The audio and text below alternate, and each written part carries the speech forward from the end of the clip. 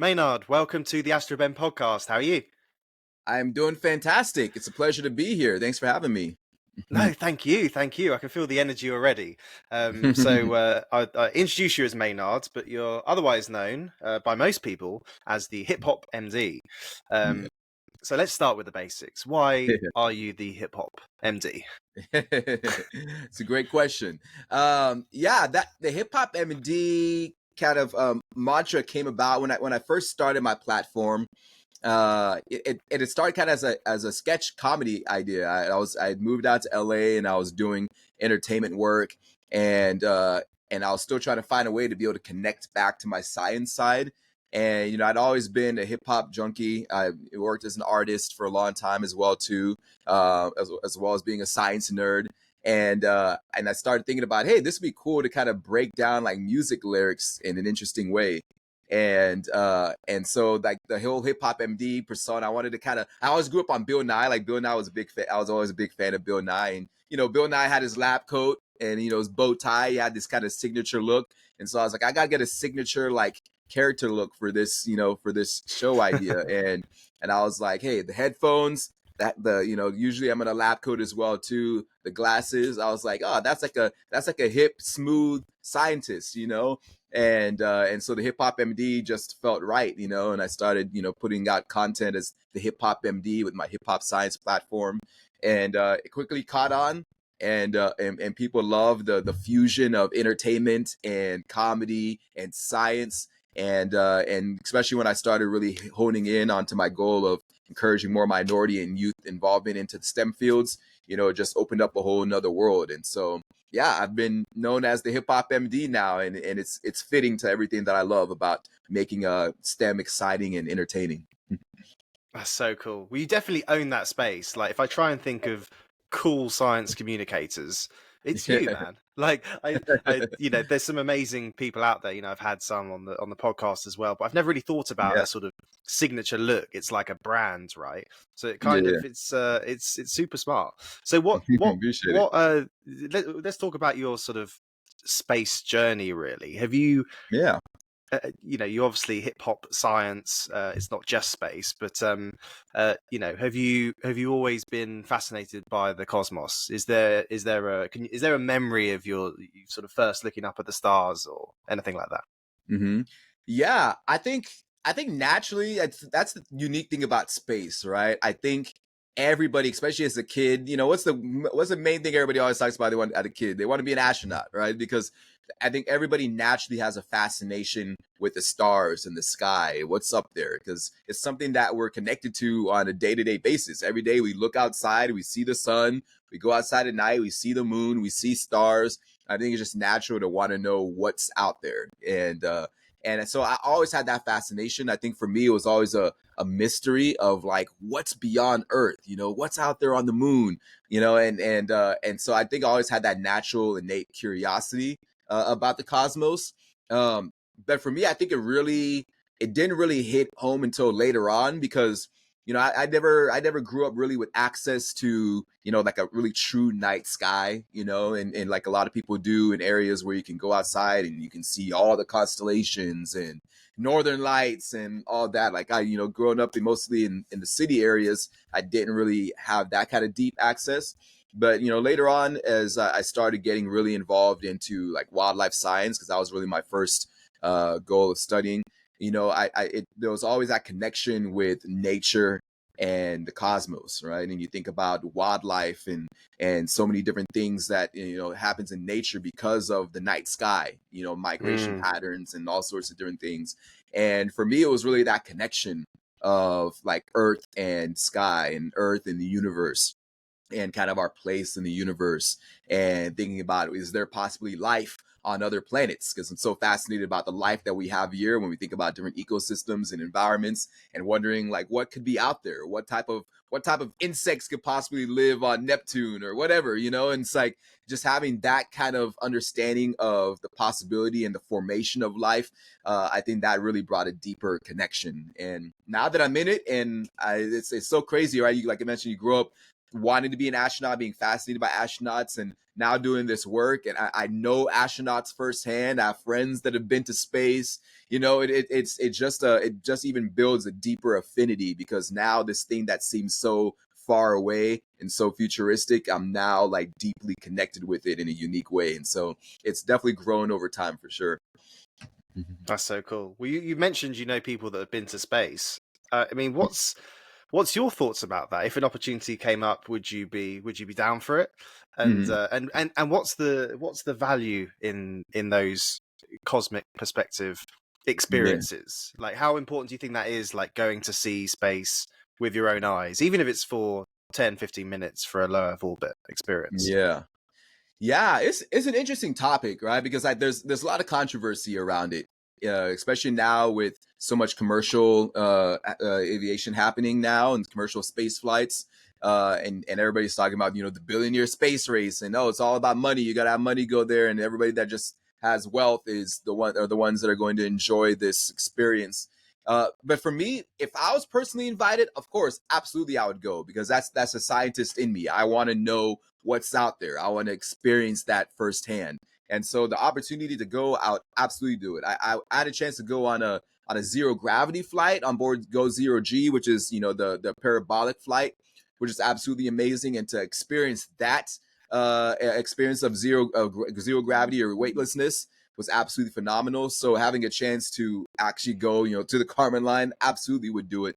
But when it comes to kind of thinking about where the future is going with commercial commercial astronauts, commercial space travel, I think it's unique because there's so many elements that it provides for us that I don't think are articulated well enough. And I think I've Hmm. talked about this before, but I think the space industry needs to do a better job at highlighting the importance of space exploration. Sometimes we kind of throw these missions out there like, oh, they're doing this is happening, or we're going here, but they don't really talk about, like especially things on ISS, like, hey, what research is happening? How is this research benefiting us here on Earth? Because there's so many different applications of research that's happening, especially on the space station, that's impacting us every single day on things like kidney research. That's helping people with kidney diseases and all sorts of unique things that we just don't really know about. And just talking with some of my friends, like Dr. Cyan Proctor, she's a good friend of mine, and she was on the Inspiration 4 mission. And now she goes around the world talking about her experience and talking about the overview effect and a just, equitable, and diverse and inclusive space community. And those elements I think are so important because it's about the togetherness. It's about how do we bring people together? How do we unite us as a civilization? And there's so many different things that happen in our world, that, especially now with wars going on all over the place and genocide and all these different things that happen completely over time and always are happening in human civilization. But it's like, how do we find elements of us as humanity to help bring us together? And I think space is a unifying element. I think space is a unifying mission, to be able to kind of know that how insignificant we are in a lot of ways, but yet how connected we can be. And so I think that overview effect of being able to look down on Earth is it's such a grand and transformational element. And then just kind of sharing the importance of what's out there and knowing that we are just this minute thing in this vast universe. I think having that understanding of our place in it is so profound, and we just need to do a better job at communicating that. And I think once people understand that element, it's going to be transformational. It's going to open our eyes to really the importance of exploring space. Oh, I think you're right, man. There's so much you said there that I completely agree with. You mentioned Dr. Cyan Proctor, such a fantastic example of, inverted commas, normal person, but the sort of non-traditional astronauts and people like that can Yeah. communicate the excitement to kids. Like, traditionally, astronauts in the Apollo era were not necessarily the most inspiring. They were kind of like out of reach in terms of who they were as people. They were Mm, the top test pilots, and it's very, very different now. But you're yeah. right, like storytelling is the why we do space, Yeah. especially when it's public money involved, is everything. And Hmm. storytelling seems to be a big part of your approach to science communication. How do you 100%. use storytelling to connect with your audience and make Mhm. complex concepts relatable, and idiots like me, can understand them. Yeah. Yeah, I like that you brought that up because I think storytelling is everything. Storytelling is absolutely everything. And we mentioned that in when it comes to space exploration, doing a better job at telling that story. Because what at the essence, what is telling a story? Telling a story is inspiring, and it's invigorating curiosity in people. It's getting people to want to know more and become more knowledgeable. And we do storytelling in every other facet of our lives when it comes to entertainment. Why do we watch movies? Why are we on Netflix and Hulu and HBO? Is because we want to be lost in stories. Why do we watch reality TVs? Because there's storylines. I'm a big WWE fan. I love wrestling all my life. I watch it to this day. Why do I love wrestling? Because it's all about the story, right? I know it's Absolutely. fake. I know it's not. I know it's scripted and all that, but there's a story element behind it that's so important, that's so invigorating, and you get lost in it. It's suspenseful, and you want to know where these characters go and this whole character development.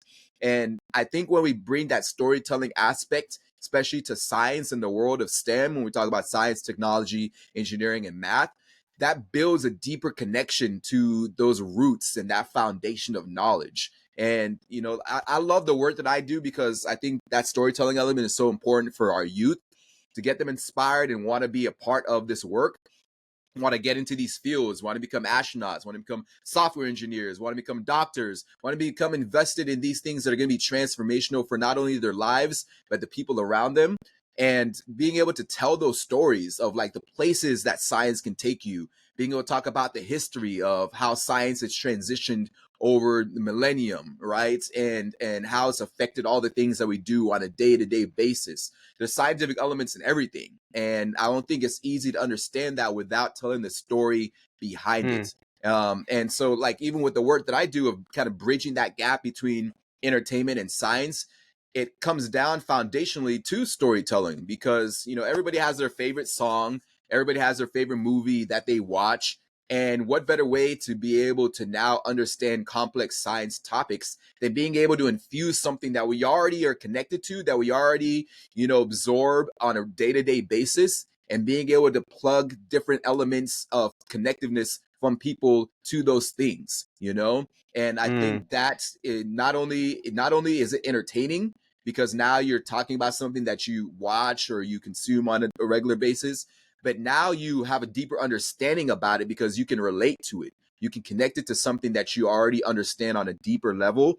And we understand storytelling unanimously as a civilization. We all know how stories go. And so to be able to make that connection now to the world of science, it just opens the doors of a new level of understanding. And so being able to do this work is absolutely amazing because I love stories, and to be able to make that connected, be able to connect people through that is just it's so amazing.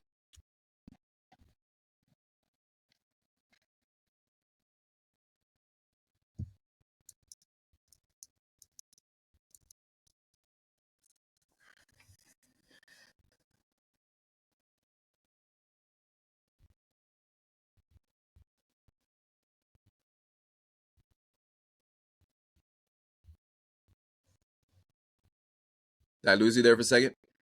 You did. Did you finish Okay. your Did you finish your thoughts? I'm just Yes, I thinking. did. I Oh, don't know if perfect. you heard Perfect. any. No, I Okay. didn't, but that's perfect. I can edit that out. Okay. So, Mhm. a crucial part of storytelling is, talking about what you're passionate about. And you mentioned your passion about promoting diversity and inclusion in STEM.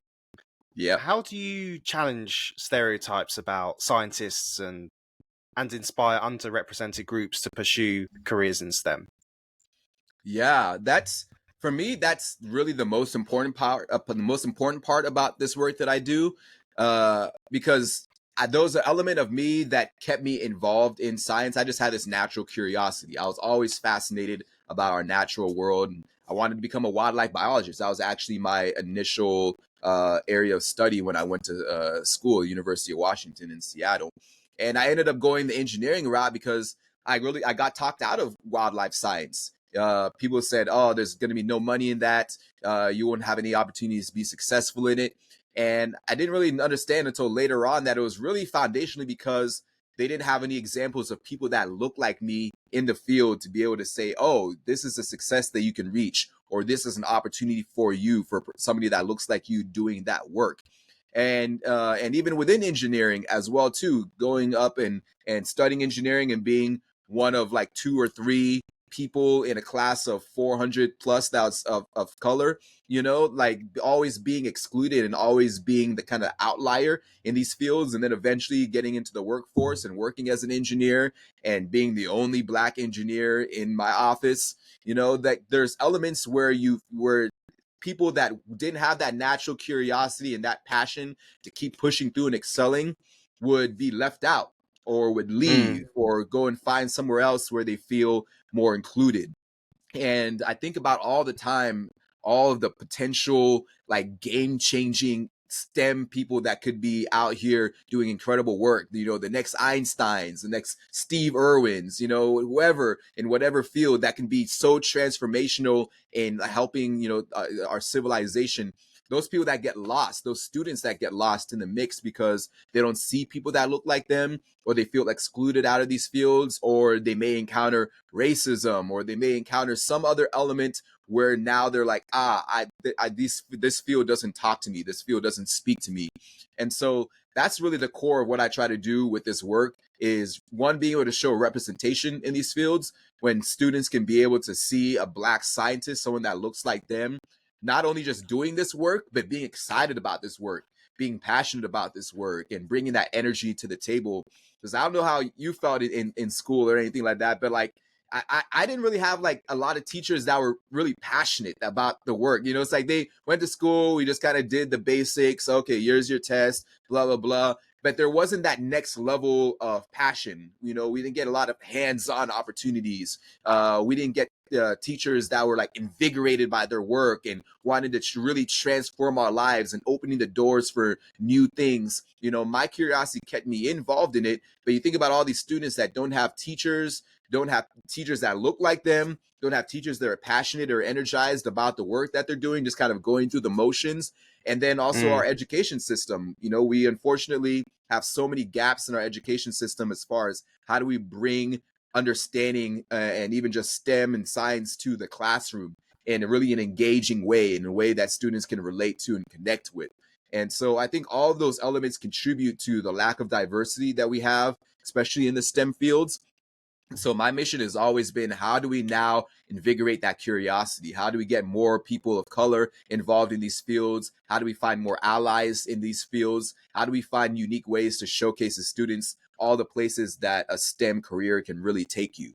And so really try to change that narrative around what a scientist looks like, kind of going away from kind of the stereotypical old white guy in a lab coat, and this is what only a scientist looks like. Really being able to showcase to especially a younger generation that, the scientists can be hip, scientists can be cool, scientists can be into movies and pop culture and fashion and bring their style to the table, can rock blue hair or dreads or whatever, whatever is unique to your own personality, being able to bring that to the table. And I think we're doing a better job at that, because they're like, you've brought a lot of cool SciComm peers of mine like to this table on this platform, and everybody brings kind of their own unique personality to the table. And I think it's so important for the next generation, especially, to be able to see that, know that they can bring their true authentic selves to the forefront and still be considered knowledgeable, still be considered a professional, and have success in these fields. And so to me, that's vitally important. 100%. That's such a good answer. And you talked about having people that look like you and inspire you growing up. Yeah. What roles do mentors and role models have in inspiring students to pursue STEM careers? And can you remember, did you have any role models growing up? Because I can imagine, like, being a kid, and that's one of the few good things about smartphones is that everyone has, or most people have, some sort of access to social media and the internet, and they can, even if they don't have the best teachers, there's other ways they can learn about subjects they're interested in.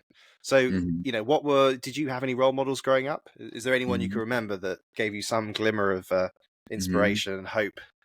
Yeah.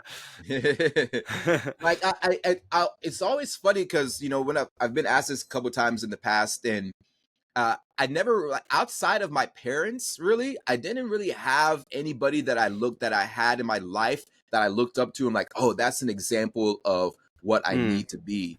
And I'm not really I'm not really mad about that, because I think, you know, it's important for parents to play a pivotal role as mentors sometimes in their kids' life, because, you know, I look in something that you appreciate a little bit more growing up, but or when you get older. But I remember, you know, I did really well in school. I was, you know, straight A student, perfect attendance. Like, I loved school, right? And then, you know, so it wasn't a thing where, you know, my parents had to like force me to learn or force me to get into AP classes or whatever.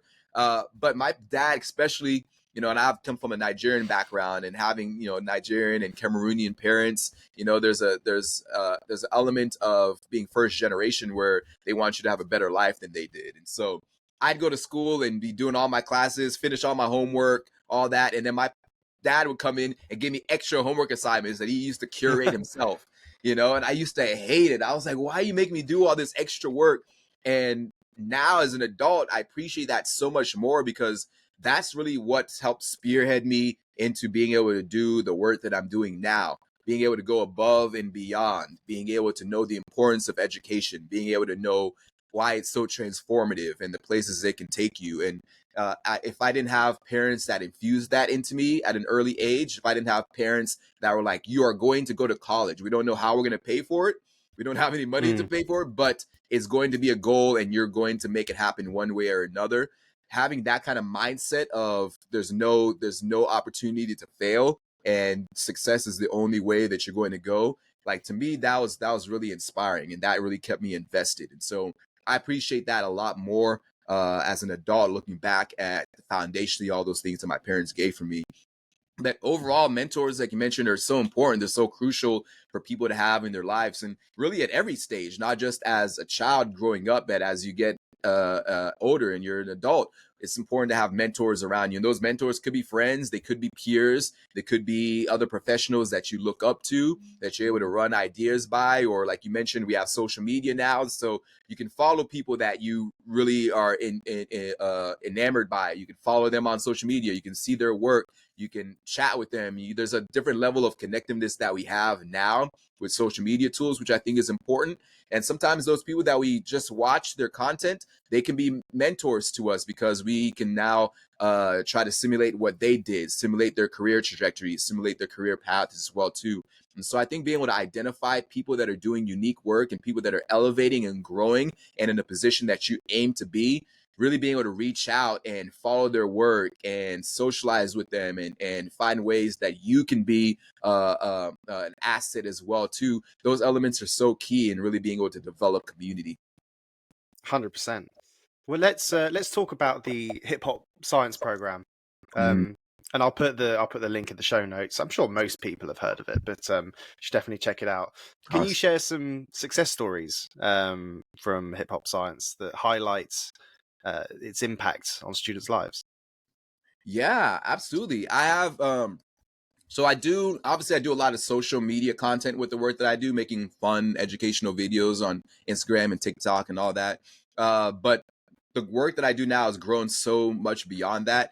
I have opportunities now to do workshops, I do presentations, I do keynote presentations for literally the whole spectrum, K through 12, college students, young working professionals, educators, corporations, really being able to showcase on a variety of different topics, from the importance of diversity in STEM to talking about my non-traditional pathway into the STEM fields and my career going from engineering to entertainment and then to science communication. And then being able, like we talked about earlier, tell stories, talk about, you know, different things that happened in my life that kept me invested, or situations where I could have easily fell out of science or fell out of love for science, but find ways to be able to stay connected into it, and being able to share that now with students and inspire them, or being able to talk about the unique things that I've been able to do, whether it's, you know, my parabolic flights, whether it's my deep sea explorations that I've gone on, other wildlife explorations that I've been involved with. Being able to share those stories is absolutely phenomenal. And for me, the best part about this work is, like you said, being able to see that impact. I've had opportunities to meet students. Like, this was actually about 2 years ago. I met a student in person. The teacher had actually reached out to me on social media, and was like, hey, my student, they're I believe they're in 4th grade. They want to do a piece on you. We're having these students talk about their heroes, and they want to do they want to feature you as their featured hero. And so they asked if I could do a quick little Zoom interview with them. And so we got on, did a Zoom interview. He asked me some questions, and about a month or two later, they shared with me this whole video presentation that he had pieced together of talking about his love for science, and then infused that with the interview that I did and talking about why the work that I do inspired him so much. And to be able to see a little kid kind of have that level of passion and being able to feel so connected to my work, like that was just so invigorating. And I've had so many other similar stories of like, whether it be educators or parents that reach out and they're like, I shared this video with my child and now they can't stop talking about frogs, and now they can't stop talking about gravity and zero weightless and weightlessness, or now they can't stop talking about wanting to go and explore the deep sea. To me, that's where the importance of this work really lays, is being able to inspire the next generation, being able to spark curiosity in someone.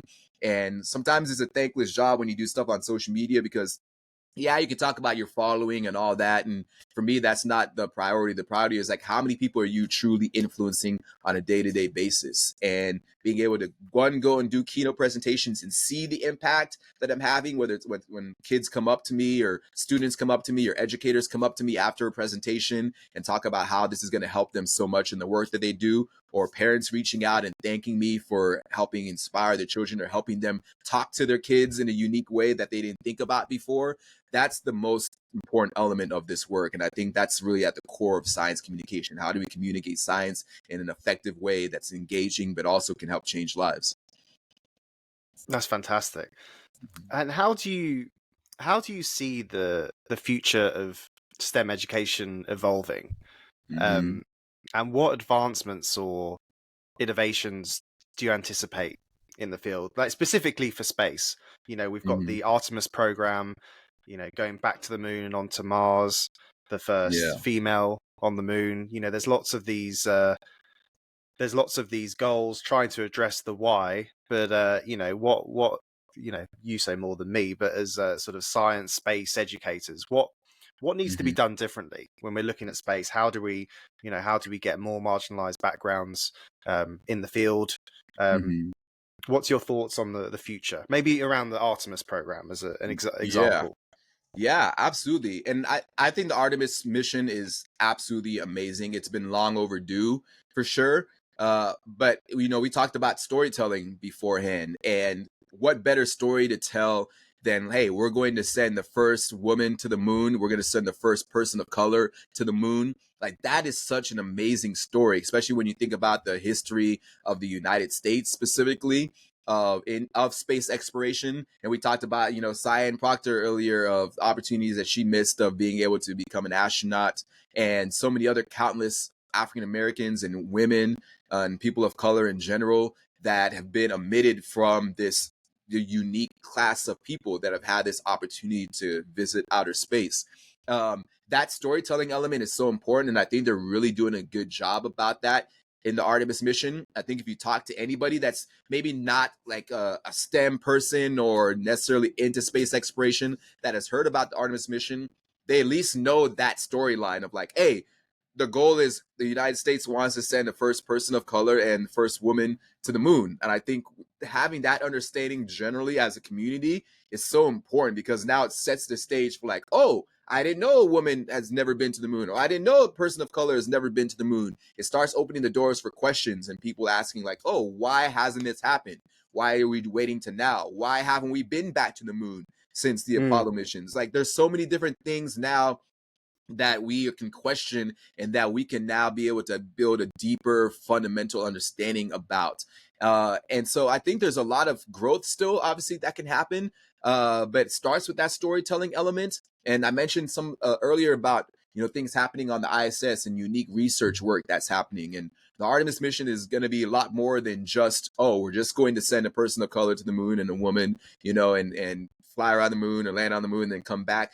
Whenever we do these missions, there's always intense, deep science research happening. And that's another element there where we have an opportunity to tell that story, talk about this research that's happening. Why is this research important? How is this going to help us here on Earth? What things are we learning from it? And so these astronauts aren't just people that go out outer space and experience weightlessness and float around. They're researchers. They're out there and they're doing research work. And I think that element is so important because that's going to be transformational for so many things that happen to us here on Earth. And with ISS, they've had so many different programs. I'm not sure if you've heard of like Kidneys in Space program. There's another program where youth can compete with different projects, and if and the winners, they get their projects sent up to the ISS to continue that research. And there's so many like unique programs like that that are bubbling up and starting to be implemented a lot more in classrooms. And my goal for the future, especially with the upcoming Artemis mission and this kind of deeper fascination about space exploration, like I would love a future where literally every single classroom, I mean, I'll just talk about just the United States, but we could go on a global conversation later, but every single classroom in the United States should have some sort of program where kids are able to develop something that could possibly be sent to outer space, whether it's on ISS or whether it's going to be like the Artemis mission or whatever future space mission that we have. There should be some sort of connected program, some sort of connected element where now students know, oh, this work that I do can actually have a profound impact in something that happens here on Earth. And I think that's like the easiest thing to implement, to where you now feel like these fields actually have value and they actually have meaning to our day-to-day lives. They can actually influence things that we're doing here on Earth. And that's where I would love education to go in the forefront, especially when we talk about space exploration, is really be able to connect, not only students, but educators and adults alike with different applications of this work, highlight that research, let people get involved within it. I'm sure you've heard about like citizen science programs, right? Where like people, that are here that aren't maybe not necessarily scientists in a specific field can still do science research that can be valuable for other researchers. And there's that citizen science element that I think is foundationally amazing as well too, because that's something that adults can get invested in, and being able to do transformational things and be able to be participants in cool science research that's happening. And if we could have opportunities like that open up for space exploration, I think for me that's going to be the next level of the future for sure. That's an exciting vision of the future for sure. And I had Mark Wagner on the podcast last week, also a space educator, and we we talked about how we can see a future where there is a space curriculum, where it's not just a sort of bolt on to a STEM subject, but it's an actual designated focal point where everyone has to study it, because we assume in the coming decades there's going to be, every industry is going to be in space in some way. Absolutely. But I really like how you talk about how sort of teaching is a two-way street. It's got to, any initiative has got to be of interest to the educators and the teachers as well. Otherwise, it's sort of forced down people's throat and it doesn't really catch on. But exactly. It's an exciting time to be alive. I mean, when you're thinking about the future, I'm sure you're pretty up to date with technology and some big experiments that are pushing the envelope in terms of general space and science exploration. What's absolutely. And that's what we should always be doing. We should always be pushing the envelope. I think that is our duty as not just scientists, but our duties as communicators. And you do that with this work in the podcast, because like people may think like, oh, you were just doing podcasts and interview, but when you build a whole community of people that are invested in these fields and people listen in, they in turn learn about things that they may have not thought about. Like we talk about space education and bringing education to the classrooms. There's so many elements that people learn from watching, different forms of media, that now can either inspire them or figure out a way to connect them that they never thought possible. And so we all have a responsibility in this to be able to bring it to the forefront. For sure. Well, look, it's been so great to chat. I'm going to closely follow your story for many years to come. What final message would you like to leave with us today? Maybe tell us something that you're working on that is in the works or in the pipeline for 2024. Yeah, absolutely. I think one thing I'm excited for, I'm working on a children's book actually that will be hopefully coming out sometime this year. So I'm super excited about that. And especially now having a baby of myself for myself now, there's a deeper connection that I'm able to build with kind of the next generation and being able to inspire and leave kind of a legacy. And so I'm really excited about that book. It's going to be exploratory book where I'm going to be talking with other scientists doing really unique research work. And so I'm looking forward to sharing that. But I have a lot of opportunities this year to engage with a lot of classrooms across the country on a deeper level with some of the presentations that I'm doing. So I'm definitely excited about that. And just overall, just excited about this growing community of STEM, you know, and I think it's great for you because I'll make sure to if you need any references or other incredible people to bring on the podcast, I'd love to be able to share any. But there's such an amazing community, and I'm just so happy to be part of it and happy to be accepted into it because I never knew what science communication was before I got into this work. I never had a goal of like, oh, I'm going to be a science communicator. I was just talking about science in a way that I thought was dope and a way that I thought was cool. And I didn't know that there was an actual community, there was professions, there are people doing this work for the masses. And so to be kind of ingratiated in it with this kind of different, unique platform that may seem like an outlier, now being able to be deeply rooted in this community is so amazing. So definitely looking forward to it. And if anybody's interested in the work that I do, you can find me really on all platforms at Hip Hop Science Show and my website, hiphopscienceshow.com, and continue sparking that curiosity in the next generation. I'm definitely excited about that. Couldn't have wrapped it up better myself. Maynard, thank you very much. Thanks so much, Ben. I appreciate it. Brilliant, man. Thank